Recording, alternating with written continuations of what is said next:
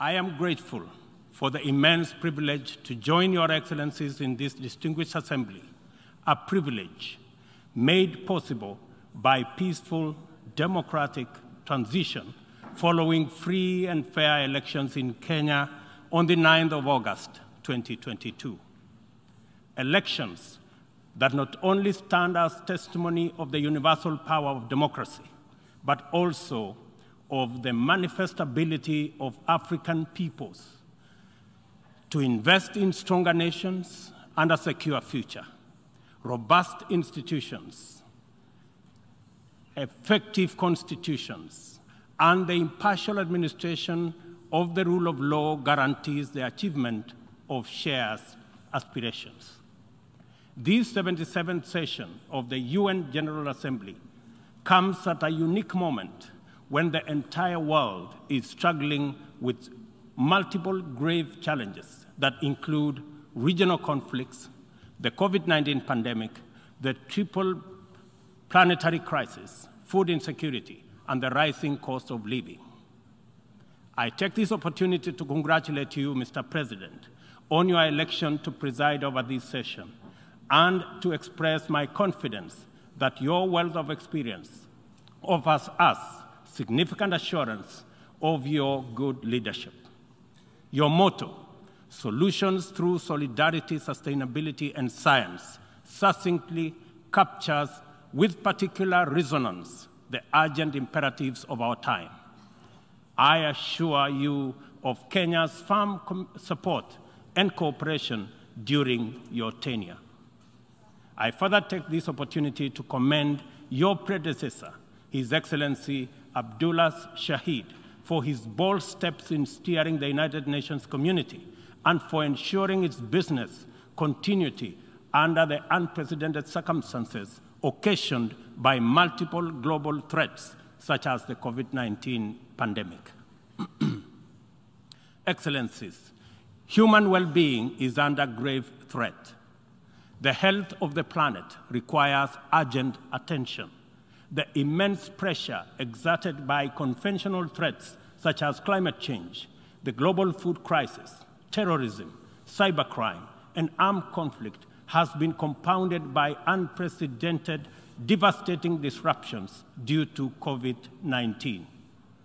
I express my approval of the theme for this session, a watershed moment, transformative solutions to interlocking challenges. Because it boldly signals the window of opportunity we now have to escalate our engagement from firm consensus to decisive action. In many respects, the COVID-19 pandemic stripped us of many illusions and exposed stark justice and solidarity deficits in the face of existential crisis. It brought into sharp focus the global economy's two-lane highway, repressively patrolled by a rising tide of exclusionist nationalism, a specter that undermines prospects of collective action and significantly impairs the resolve of the international community to guarantee fundamental rights, including safety and dignity of the world's vulnerable majority. It is also for this reason that many nations, especially from the global south, now advocate for the democratization of the global governance and a reimagined multilateralism that is inclusive and works for the good of all. Kenya stands ready to work with other nations to achieve the Pan-Africanization of multilateralism and a more just and inclusive system of global governance. It is important to reflect on these matters as we do our best to get our people, enterprises, and industries back on their feet so that the engine of development can power our societies towards prosperity that actually leaves no one behind. Building back better is the universal rallying call to incorporate lessons learned into doing more in a better way to recover from the shock. I suggest that we have a golden opportunity to faithfully adhere to this motto by augmenting it in word and in deed with an additional B, building back better from the bottom. Building back better from the bottom upwards is essentially about including the marginalized to working majority in the economic mainstream. The bottom millions relentlessly wage their daily battle for survival in a crowded arena characterized by scarcity of opportunity and generally precarious existence. The ingenuity, optimism, resilience, and energy in this ever-bustling bottom is sometimes called hustling. Invisibly to policymakers and beyond the reach of many public services, these hustlers take nothing for granted, surviving overwhelming odds and frequently succeeding greatly. In the words of Abraham Lincoln, things may come to those who wait, but only things left behind by those who hustle. It is time to bolster the resilience of our nations, to mainstream these millions through deliberate strategies and efforts for economic inclusion by building back better from the bottom up. The interlocking challenges of conflicts, triple planetary crisis, and the global food crisis have impeded our momentum and obstructed our focus on achieving fundamental transformations towards sustainable development. In the Horn of Africa region, severe drought and disruption of supply chains due to the COVID-19 pandemic, as well as the Russia-Ukraine conflict, have left us food insecure, and consequently, we have been constrained to repurpose our strategies to prioritize drought and famine relief, insulating education and from disruption, and improving social protection and healthcare systems to secure the well-being of our people. Many countries now bear witness to the unsettling phenomena of rivers, canals, and water reservoirs that are drying up on account of drought and heat waves occasioned by climate change. Kenya is no exception. The northern arid and semi-arid rangelands of our country have been gravely impacted by drought, whose severity has not been seen or experienced in 40 years. 3.1 million residents of these atolls are now severely food insecure on account of scarce rainfall over 3 consecutive seasons, leading to poor crop and pasture. This unprecedented confluence of intensely adverse events has exacerbated water scarcity and starvation, worsened by rising food prices, thus complicating Kenya's roadmap towards delivering good quality of life to our citizens and hindering the progress to achieving SDG number 6 and SDG number 2. Severe drought has affected not only the Horn of Africa and the Sahel regions, but continues to devastate many others, including Asia, Europe, and the Americas. If for no other reason, the fact that we all are in this together must strengthen the case for concerted efforts across continents. With this in mind, I call on member states and all relevant stakeholders to demonstrate strong political will and showcase effective cooperation by supporting the most affected countries financially, as well as through sharing land restoration and climate change adaptation technologies. It is through collaboration to expand inclusion that we can attain a new paradigm in multilateralism. The latest report of the Intergovernmental Panel on Climate Change reminds us that we cannot afford to waste another moment debating the merits of doing something vis-à-vis doing nothing. It will soon be too late to reverse the course of events, and then even the best possible interventions will not suffice. As leaders, every day is an opportunity to expedite our efforts to confront the triple planetary crisis.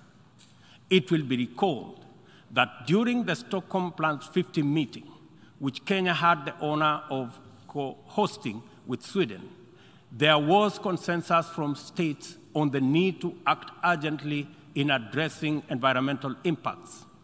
Given this agreement, it is deeply concerning that little progress has been made in respect of the needful actions. It is time to collectively contemplate urgent measures needed to implement high-priority actions required to contain ongoing disruptions as we deliberate on long-term implementation approaches to be undertaken.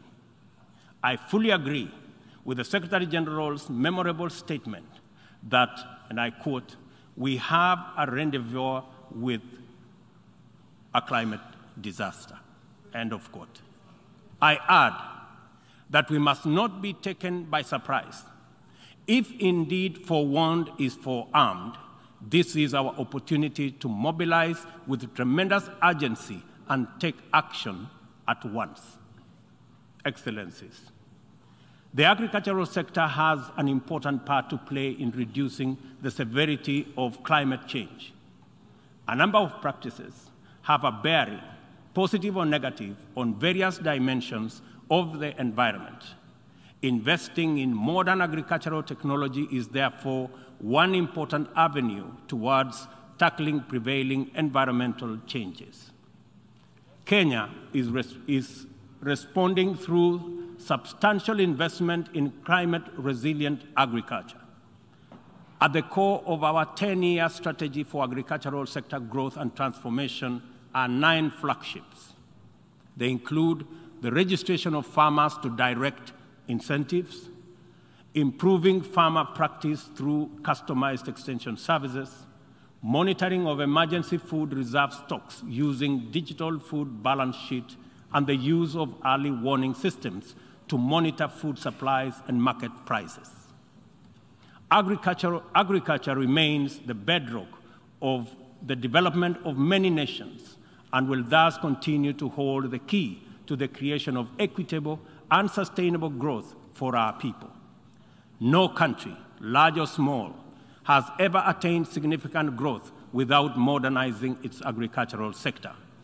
And as we rededicate ourselves to these targets, we must, in the immediate term, find answers to the severe deficit in the availability, flow, and accessibility of fertilizer to our farmers worldwide. I couldn't agree more with Secretary General Guterres on his warning right here yesterday that, and I quote, "Without action now, the global fertilizer shortage will quickly move into a global food shortage," end of quote. We are encouraged to note that education, health, agriculture, and numerous other public services have become increasingly reliant on digital access. The world needs greater investment in the development of ICT infrastructure, accompanied with policies that support innovation and increased acquisition and deployment of technology. In so doing, we should be driven by the conviction that these measures offer a viable shortcut to poverty reduction and the promotion of inclusive development. I call for stronger global partnerships to enhance ICT infrastructure in developing countries and bridge the yawning digital divide between the global south and the rest of the world. Excellencies, this 77th session of the Assembly follows the commemoration of the 50th anniversary of the United Nations Environmental Programme, UNEP, at 50, as well as Stockholm Plus 50, and the 4th United Nations Ocean Conference in Lisbon. Outcomes of these conferences demanded real commitment to address global environmental concerns as a matter of urgency and for a just transition to sustainable economies that work for all people. The March 2022 landmark resolution of the 5th United Nations Environmental Assembly in Nairobi to end plastic pollution is a decisive signal to the world that the world is prepared and motivated to act on this menace. Kenya is committed to work closely with other nations to pursue legally binding instruments aimed at bringing an end to plastic pollution. As the host nation to UNEP and the UN Habitat, Kenya affirms that these critical United Nations agencies have an indispensable role in the promotion of environmental sustainability globally, as well as developing socially and environmentally sound and sustainable cities. In keeping with its strong commitment to multilateral institutions, Kenya has made available more land for the United Nations office in Nairobi to facilitate the upgrading of its complex. I take this opportunity to call on member states to complement this contribution through enhanced financing to adequately modernize the UN facilities in Nairobi. Kenya remains a strong advocate for making the sustainable use of oceans and blue economy resources a development priority, holding the firm belief that significantly increased investment in this essential sector can end hunger, can also reduce poverty, create jobs, and spur economic growth. I urge the Secretary General to continue calling attention to the urgent need to develop this vital sector. In particular, I call on developed countries to invest in sustainable fishing, protect marine ecosystems, and share ocean-based climate solutions with developing countries. For our part, I am pleased to report that building on the historic 2018 Sustainable Blue Economy Conference in Nairobi, Kenya is reviewing its national blue economy strategy to strengthen community structures in participatory management of freshwater, coastal and marine resources, and ecosystems. The strategy is expected to contribute to our economic development through food and nutrition security, coastal and rural development, and income increases along the aquaculture value chain. It also enhances maritime transport and tourism. We invite development partnerships to invest in Africa towards building capacity to sustainably utilize marine resources. We must rally together to make the best use of Africa's vast blue resources in developing our economies while meeting our climate targets. As we look forward to the 27th Conference of Parties to the United Nations Framework Convention on Climate Change, COP27, scheduled for Sharm el-Sheikh in Egypt, it is logical to expect that member states will shift their attention towards the development and implementation of frameworks for climate change mitigation. Accomplishment of pending actions by member states is essential for the implementation work that lie ahead. I therefore call upon all of us to urgently deliver on all commitments made towards climate change financing. On this matter, it is critical to emphasize that we are running out of time. Over the past decade, Kenya has sustained its aggressive pursuit for rapid socioeconomic transformation through three principal roadmaps. First is the Kenya National Vision 2030. Second, the formal long-term blueprint aimed at transforming Kenya into a newly industrialized, upper middle-income country, providing high quality of life to its citizens in a clean and secure environment by 2030. The second has been the Africa Union's Agenda 2063, and the third, the Sustainable Development Goals. Kenya looks towards tapping into a variety of resources to catalyze the achievement of these interlocking and mutually reinforcing objectives. The disruption and ensuing crisis due to COVID-19 pandemic compelled us to diversify our focus into new interventions, including economic stimulus program, a COVID-19 economic recovery strategy, and a COVID-19 socio-economic re-engineering recovery strategy, all aimed at mitigating the adverse impacts of the pandemic. I confirm that we have done the best of everything we could in the circumstances. Nevertheless, it is not enough. Kenya and the rest of Africa, like other developing nations, are in need of greater international partnership and cooperation to avert economic crisis in the wake of the pandemic. Developing countries, being heavily burdened by external debt servicing, run the risk of losing development gains due to the shocks inflicted by the pandemic and associated disruptions. I call upon global financial institutions and the international community to take urgent measures and release all existing financial instruments to provide much-needed additional liquidity and secure better fiscal space for developing countries like Kenya to enhance social investment, support climate change adaptation and mitigation, and address security needs and resolve development financing challenges. On behalf of Kenya, therefore, I join other leaders in calling upon the World Bank, the International Monetary Fund, and other multilateral lenders to extend pandemic-related debt relief to the worst-hit countries, especially those affected by the devastating combination of conflict, climate change, and COVID-19. Furthermore, I urge the G20 to extend and expand the scope of the common framework to suspend or reschedule debt repayments by middle-income countries during the pandemic recovery period. At this point, I would like this distinguished assembly to take a moment and consider the peace and security landscape, a landscape currently beset with multiple challenges, yet abounding with considerable opportunities.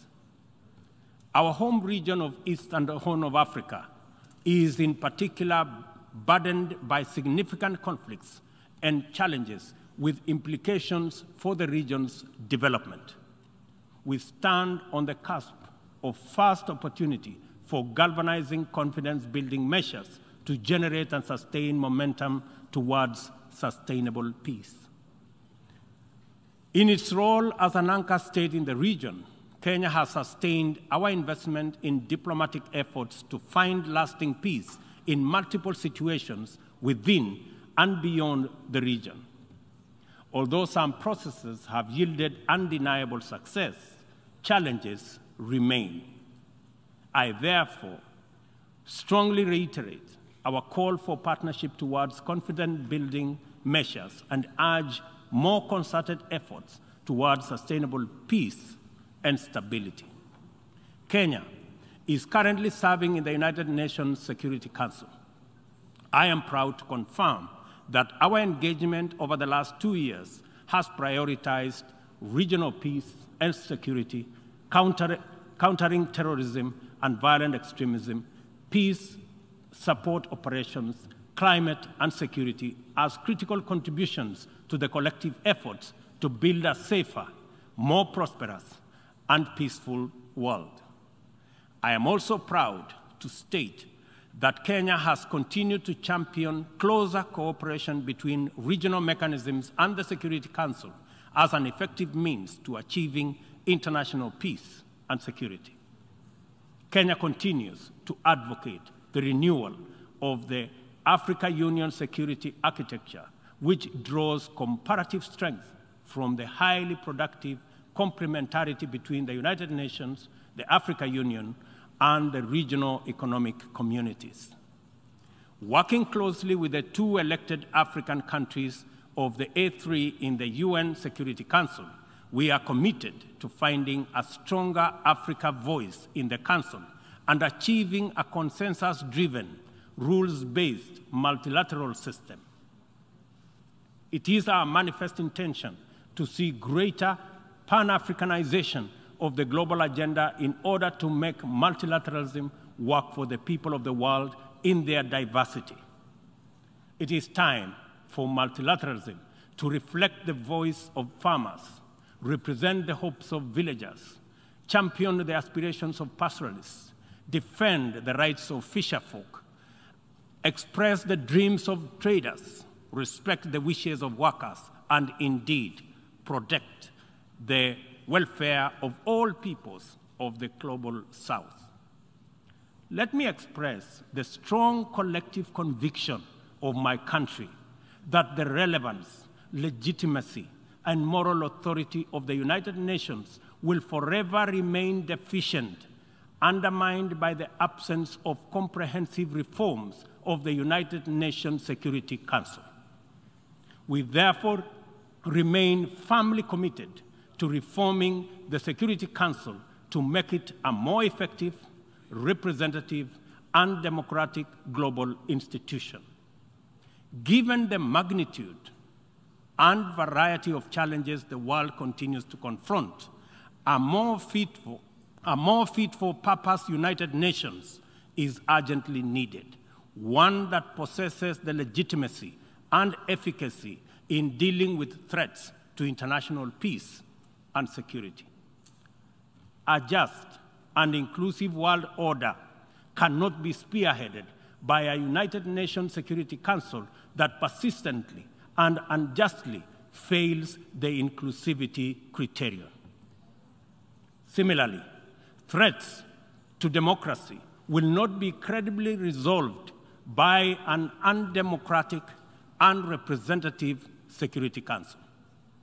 It is vitally important for this critical institution to reflect the values it is entrusted to protect, to defend, to uphold on behalf of humankind. We welcome the call by President Biden this morning for the expansion of the membership of the Security Council as a significant step in the right direction, and we look forward to building consensus for the actualization of the same.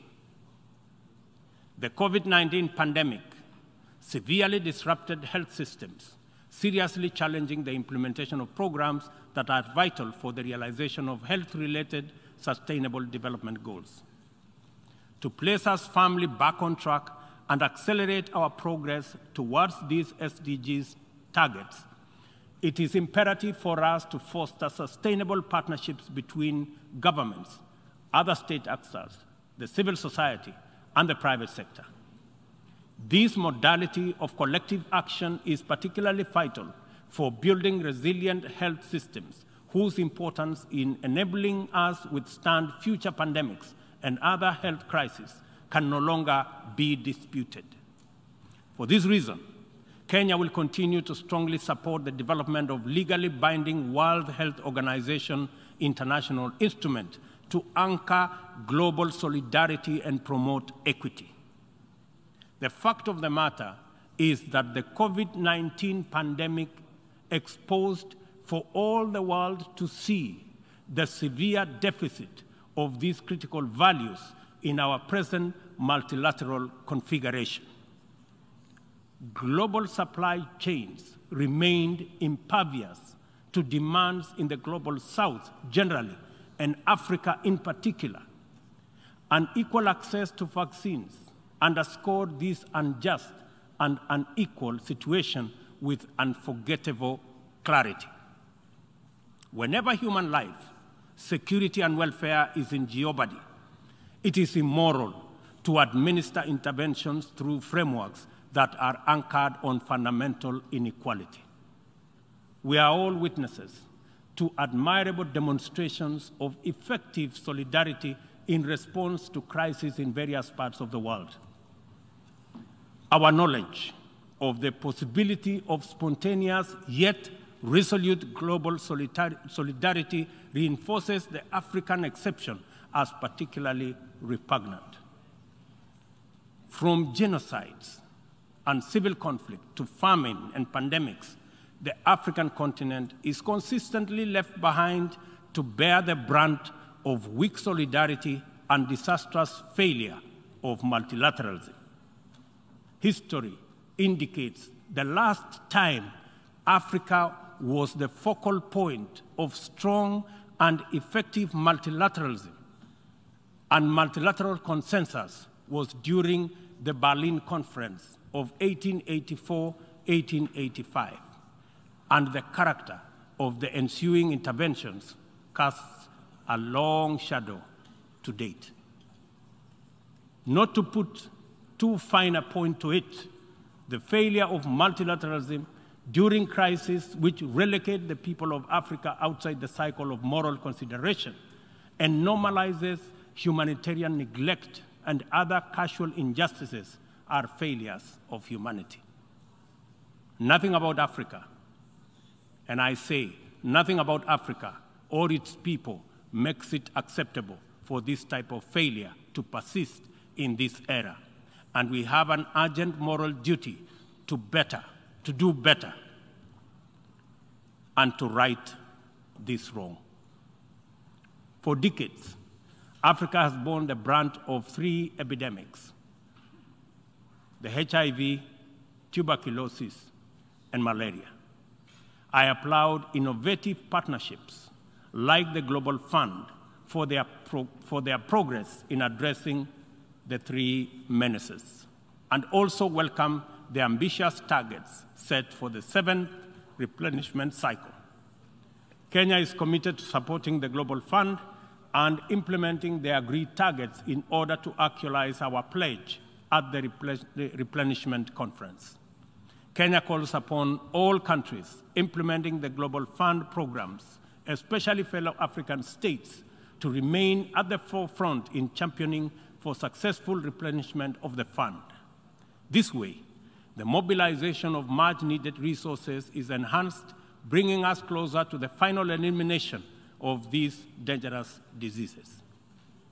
In conclusion, Kenya joins the Secretary General in calling for the strengthening of multilateralism as the only sustainable path to a peaceful, stable, and prosperous world for all. This is the imperative of our time and the call of this moment. It is time to work on the trust deficit with stronger conviction that none of us is really safe until all of us are safe. The theme of the 77th session, and I quote, "a watershed moment, transformative solutions to interlocking challenges," end of quote, demands that we recognize the crises we must confront are interlinked in a complicated way. They can only be effectively addressed through more imaginative strategies and innovative formula. A population of 8 billion people in a densely networked world increasingly looks up to the multilateral system as the anchor for their individual aspirations directly and indirectly through robust national frameworks. Increasingly, therefore, the United Nations system is expected to be responsive to these needs, and for the proceedings in this forum, in a forum like this, to speak to ordinary people in far-flung reaches of our incredibly diverse globe.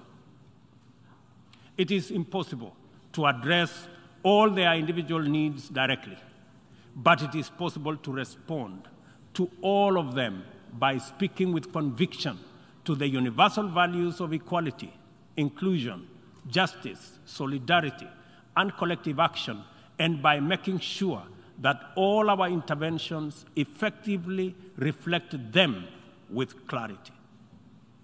The integrity of the international order must be measured by the distance separating our resolutions, consensus, and agreement from decisions, actions, committed, interventions, and effective solutions. A watershed moment, therefore, demands that we reduce that gap drastically and quickly. Kenya pursues numerous essential domestic agenda through the multilateral framework. We are heavily invested in the strength, effectiveness, and eventual success of all interventions formulated by the United Nations. It is important that the output of this and other similar fora achieve immediate resonance in the minds and lives of our youth still seeking opportunity to express and actualize themselves, our farmers working to feed nations, our Juakali entrepreneurs striving in pursuit of success in the informal economy, and our professionals who formulate policy, implement strategy, and monitor service delivery in public and private sectors. Africa places immense value in the international community and the tremendous possibilities it can unlock through inclusive, sustainable, and effective action to transform the lives of our people and establish lasting peace, security, and shared prosperity. This watershed moment is our chance to turn the key and open this door of opportunity. We can make progress in addressing the triple global threats and liberate ourselves from the shame of past failures of multilateralism. At this watershed moment, we must not only choose, but also act decisively to bequeath our children and their children a greener, safer, healthier, and more abundant earth. Let us do it together, inclusively, multilaterally. I thank you.